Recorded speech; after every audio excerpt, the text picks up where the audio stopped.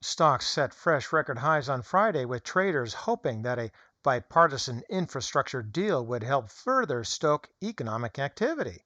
The S&P 500 reached an all-time high and rose just over 2.74% since last Friday for its best weekly performance since February. This as the Nasdaq erased earlier gains on Friday to dip back into the red and end just below a record level. The Dow added more than 200 points after Nike slam-dunked quarterly sales growth, which resulted in the panic bid to get in at any cost.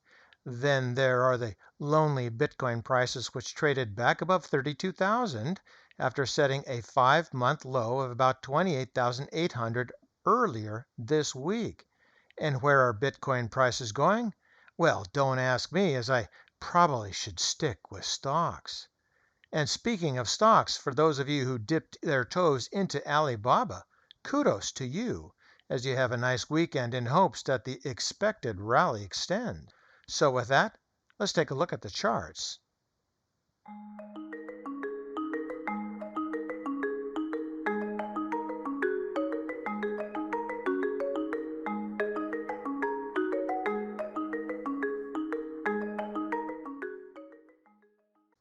To start off, a real quick look at the 4-year weekly chart on Alibaba, and the symbol is BABA, and for disclosure purposes, I do own Alibaba stock.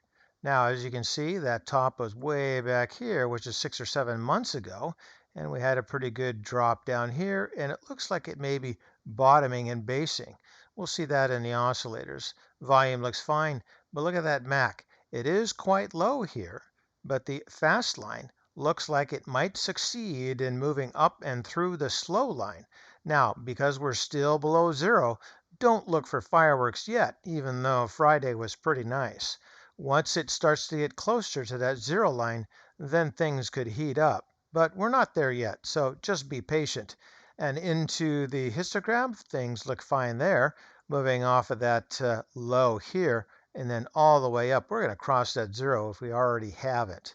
Into the price rate of change, that looks nice with the bottom and basing. Same thing there in the RSI, moving on up that 50 or midline. Stochastics look fine, and then the Williams rounding out with a nice bunch of oscillators back up here to the price chart.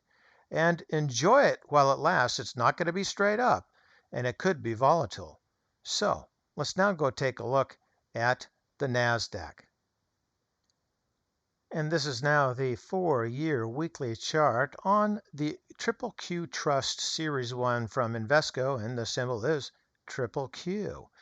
And we closed at 349.46 on Friday, just below that high that occurred earlier in the day. Now, into volume. Volume looks fine. A little bit of a tapering here, but that's okay. And it's what the MAC shows that I like. And we've talked about this before. We got that double top there, and we've come on down here, a nice bottoming and basing well above that zero line. Looks like the fast line wants to go through just like Alibaba. And if that fast line can go through at this level above the zero line, then things could be pretty interesting. You see the same thing there in the histogram, and you also see a lot of these other oscillators are already moving, including the price rate of change, the RSI heading on up, that bounce off of that 50 line moving on up.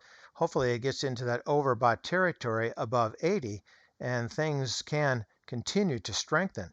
Looks like stochastics are doing quite fine, and then the Williams also. They're in the overbought territory where I think they often lead other oscillators, but from this bottom here in 2020, it's been up through here with the last, say, few months or so at that level there. So now back up to that MAC.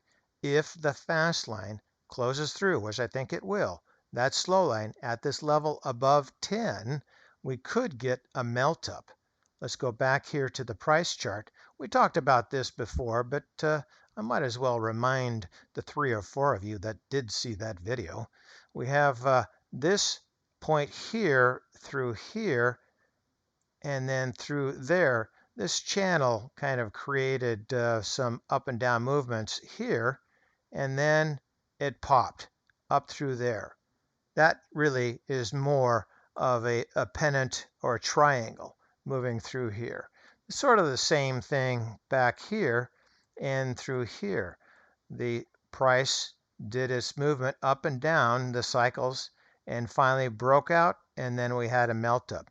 So here we move up like that, and we have this top line moving through like this, and it looks like it might have already popped up through here, and my triangle is not perfect, but that's what happens. And it's moving on up because you see that in the MAC where the fast line wants to move through here. This elevation means things are strong. It wants to move up and through the slow line, and if it can, we can get another melt up as we did there. So let's watch that real closely here over the next several weeks or so. Back to the price chart, one last look, and hopefully things are going to star spangled banner into the 4th of July and perhaps beyond. And for today, that's ChewDog Charts. Thank you.